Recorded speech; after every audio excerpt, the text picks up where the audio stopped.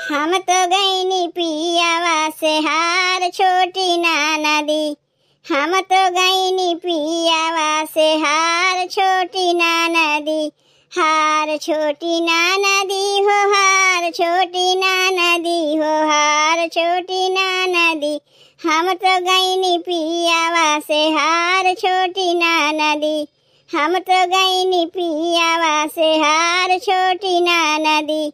हम तो गईनी पियावा से हार छोटी ना नदी। खाई के मांगे ननद पूरी कचौरी हो, खाई के मांगे ननद पूरी कचौरी हो, पूरी कचौरी हो, पूरी कचौरी हो।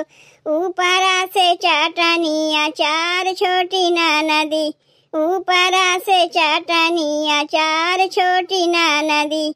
हम तो गईनी पियावा से हार छोटी ना नदी। हम तो गईनी पियावा से हार छोटी ना नदी। हम तो गईनी पियावा से हार छोटी ना नदी। घूट के मांगे ननदी लोटा भर पानिया हो, घूट के मांगे ननदी लोटा भर पानिया हो, लोटा भर पानिया हो, लोटा भर पानिया। ऊपरा से गुराही जिलेबिया छोटी ना नदी। ऊपरा से गुराही जिलेबिया छोटी ना नदी। हम तो गईनी पियावा से हार छोटी ना नदी। हम तो गईनी पियावा से हार छोटी ना नदी। हम तो गईनी पियावा से हार छोटी ना नदी। कूचाई के मांगे ननद दुई दुई पानवा हो, कूचाई के मांगे ननद दुई दुई पानवा हो, दुई दुई पानवा हो, दुई दुई पानवा। ऊपरा से मांगे सोपरिया छोटी ना नदी।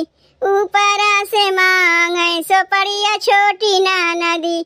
हम तो गईनी पियावा से हार छोटी ना नदी। हम तो गईनी पियावा से हार छोटी ना नदी। हम तो गईनी पियावा से हार छोटी ना नदी। सूते के मांगे ननद लाली रे पलंगिया, सूते के मांगे ननद लाली रे पलंगिया, लाली रे पलंगिया, लाली रे पलंगिया। ऊपरा से सावतिन हमार छोटी ना नदी। ऊपरा से सावतिन हमार छोटी ना नदी।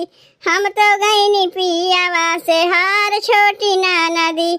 हम तो गईनी पियावा से हार छोटी ना नदी। हार छोटी ना नदी हो, हार छोटी ना नदी हो, हार छोटी ना नदी। हम तो गईनी पियावा से हार छोटी ना नदी। हम तो गईनी पियावा से हार छोटी ना नदी। हम तो गईनी पियावा से हार छोटी ना नदी। तब भैया बहनी हमरे लोग के गीतिया कैसन लाग तनी कमेंटवा करके बतावत जइहे। और वीडियो को लाइक और चैनलवा का सब्सक्राइब करत ना भुला जा भैया बहनी।